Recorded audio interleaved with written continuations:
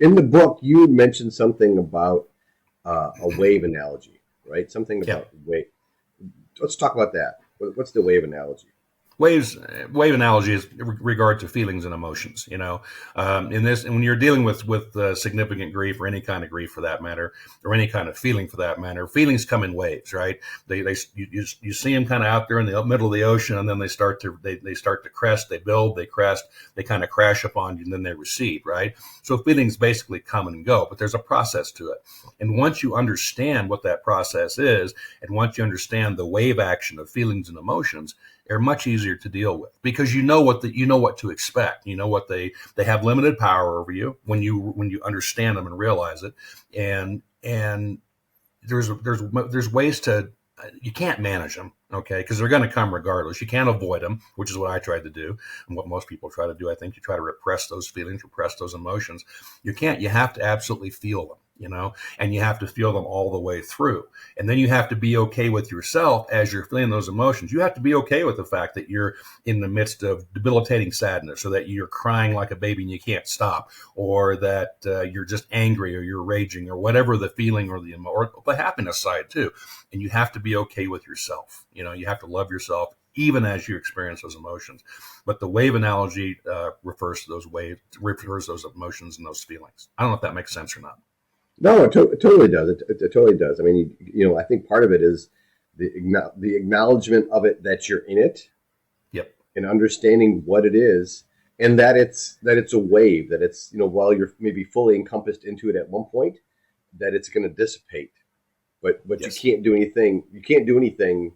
It's got to take its natural path, right? It's got to wash over you and then wash away, right? It does. You had mentioned emotions, and in the book you talked about 4 core emotions. Let's talk a little bit about that, because I think that's pretty key for anybody who's going through any type of loss. Is they are going to have experience, and they need to acknowledge different emotions. Right. There's 4 core emotions: fear, anger, joy, and sadness. And basically, 3 of those could be construed as negative, and only 1 could be construed as positive. But one thing we have to understand is that with those 4 core emotions, every other emotion and feeling comes from those. So, like frustration might come from anger, or it could come from fear, right? Wanting to get angry could come from fear, or come from anger. Either way, I mean. The thing is that when we take the labels off those emotions and just recognize, let's just say they just are. Let's not label them as positive or negative. They're just the emotions. They're just feelings. They are what they are. They're going to come, and then you don't have to, but it's good. It's a good idea, rather, to figure out a way or methodology to deal with those emotions and those feelings, and to feel them all the way through. You have to allow yourself to feel them. Most people repress emotion. Most people repress feelings, especially men. We've been trained since childhood that it's not okay to cry. It's not okay to show anger. It's not okay to do this or that or the other. We have to be stoic, and we have to rise above it all, and that kind of thing, right? I mean, that's not true. It doesn't work because eventually what happens, that stuff builds up inside of you, and your emotions do come out, your feelings do come out. And a lot of time, and when that happens, oftentimes it's not in a healthy way. Yeah, I think that's another thing that's interesting, is that not only are you going through grief, but now you're in order to get through that process, you have to learn to process these emotions, which most people, like I said, especially men, don't have, or Right. have not don't have those tools. So now they're not only dealing with having to process the grief, but they're feeling something different because they have to process the emotion. Yes. The Yeah. Do you have any I, I, I, tool? Go. I'm sorry.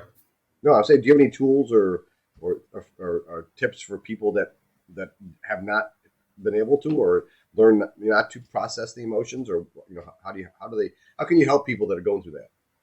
Well, I think understanding, owning, and accepting. I mean, you understand that the emotions are there; they're going to come, they're going to happen. There's nothing you can do to avoid them. That's the first key, and then owning them, owning them, just taking ownership of them. They're yours. They're going to happen, and you're going to, and if you want to get through them, if you want to get through them in a healthy way, there's methodologies you can adopt, which I talk about, and I cover this more deeply in a workshop than I do in the book. I talk about it a little bit in the book. I think this is a short book, by the way, Cliff. It's meant to be read in one sitting, or maybe 2 at the most. And then the third thing is accepting those. Accepting the fact that those emotions are going to happen. They're yours. and the ways to deal with them do work. It takes practice though. I mean, it doesn't, the first I had to decide I wanted to, right? Because I've always been a guy who is, I'm not a social animal and I don't like to feel, or in the past, I haven't liked to feel. That was something I had to work through within myself, and not in my head, but in my gut and in my heart. And that's where the feelings happen too. And by the way, speaking of head, a lot of people try to intellectualize this stuff. They try to think it through and logic it through. Logic doesn't apply when it comes to emotions and feelings. That goes out the window, right? One of my mentors, Jason Su, says, says feel more, think less. In fact, I wear a bracelet that says that, but that's why, you have to feel it and you have to think less, because your thoughts are controlled by how you feel. If you're feeling good and your body feels good and you're feeling strong, you're going to have healthy thoughts. You're going to make good decisions, so on and so forth. If your body's feeling tight, tense, wrapped up, or you're angry, whatever, or sad, then it's going to affect your thoughts as well. And when and if you're more in tune to your feelings, because feelings change the biology of yourself, right? Absolutely, they have a biology. And so a lot of people haven't had that. They don't know what being uncomfortable means. No. Right.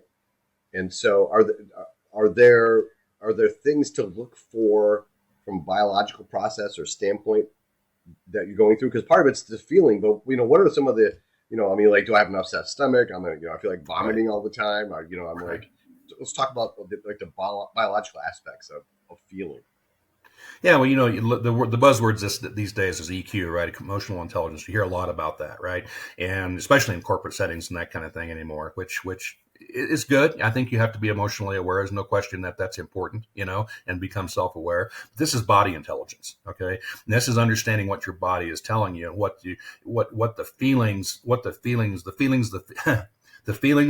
create inside your body. Let's put it that way. Okay. So as an example, if when I get angry, my back tenses up, my shoulders tense up, my middle of my back gets tight. Sometimes my hands will start to shake a little bit, something like that, because it's all the adrenaline pumping through your body, right? When you're fearful, when you're afraid, your stomach will tighten up. Oftentimes, sometimes you'll get goosebumps. When I feel happy or feel good, oftentimes I feel a tingling in my toes or the ends of my fingertips. Those kinds of things. So it's body intelligence as much as anything else. Listening to what your body is telling you, then trying to figure out what's and again, not in a head way, but in a feeling way. Try to figure out what that feeling is and where it's coming from. Not what's causing it, not how to get through it. Just allowing yourself to feel it, understand it, own it, and accept it, and then love yourself in the middle of all that too, because it's okay if you're feeling upset. It's okay if you're feeling fearful. It's okay if you're feeling sad or if you're feeling happy. But a lot of times people don't think that they don't allow themselves to do that. And I think that's another key, is you have to allow yourself to work through this stuff.